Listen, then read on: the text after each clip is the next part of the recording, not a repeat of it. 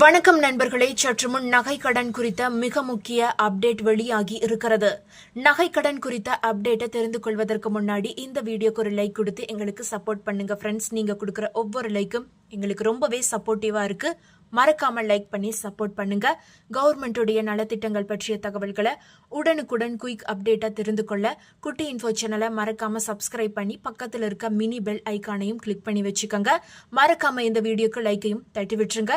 இப்ப வாங்க வீடியோக்குள்ள போலாம் ஃப்ரெண்ட்ஸ். அதாவது அடுத்த ஆண்டு சட்டமன்ற தேர்தல் வரும் காரணத்தினால் கூட்டுறவு வங்கிகளில் நகை கடன் பெறுவதில் பொதுமக்கள் பெரும் ஆர்வத்தை காட்டி வருகின்றனர். தனியார் வங்கிகள் நிதி நிறுவனங்களில் 1 கிராம் தங்கத்திற்கு ரூபாய் 8,000 வீதம் கடன் வழங்கப்படுகிறது. கூட்டுறவு வங்கி தொடக்க வேளாண்மை கூட்டுறவு சங்கங்களில் 1 கிராம் தங்கத்திற்கு ரூபாய் 6,300 வரை கடன் வழங்கப்படுகிறது. தமிழகம் உட்பட பல்வேறு மாநிலங்களில் சட்டமன்ற தேர்தலோ அல்லது பாராளுமன்ற தேர்தலோ நெருங்கி வரும் நேரங்களில் அரசியல் கட்சியினர் பல்வேறு வகையான கவர்ச்சிகரமான வாக்குறுதிகளை அள்ளி வீசுவார்கள். அதில் முக்கியமான ஒன்றுதான் விவசாய கடன், நகை கடன் தள்ளுபடி. இது பலருக்கும் நன்மைதான் என்றாலும் தேர்தல் வரும்போதெல்லாம் அரசியல் கட்சியினர் விவசாய கடன் தள்ளுபடி வாக்குறுதி கொடுப்பார்களா என எதிர்பார்க்கும் நிலைக்கு சென்றுவிட்டனர். பொதுவாக தமிழகத்தில் கூட்டுறவு துறையின் கீழ் செயல்படும் மாநில, மாவட்ட தலைமை கூட்டுறவு வங்கிகள், தொடக்க வேளாண்மை கூட்டுறவு கடன் சங்கங்கள், நகர கூட்டுறவு சங்கங்கள், நகர கூட்டுறவு சங்க வங்கிகள், மத்திய கூட்டுறவு வங்கிகள் போன்றவற்றில் தங்க நகை அடமானத்தின் பேரில் கடனுதவி வழங்கப்படுகிறது. தற்போது 1 கிராம் தங்கம் ரூபாய் 10,005க்கு விற்பனை செய்யப்படுகிறது. இதனால் தனியார் வங்கிகள், நிதி நிறுவனங்களில் 1 கிராம் தங்கத்திற்கு ரூபாய் 8,000 வீதம் கடன் வழங்கப்படுகிறது.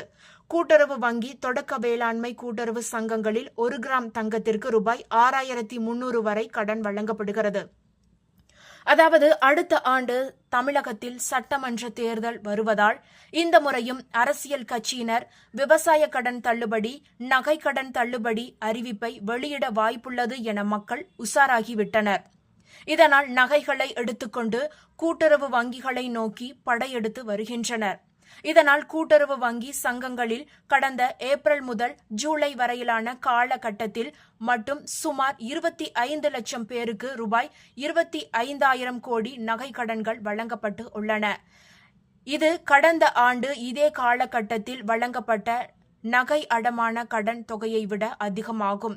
இது குறித்து ஓய்வு பெற்ற கூட்டுறவுத்துறை அதிகாரி ஒருவர் கூறுகையில், தேர்தலை முன்னிட்டு நகை கடன் தள்ளுபடி அறிவிப்பு இடம்பெறுவதற்கான சாத்தியக்கூறுகள் உள்ளன.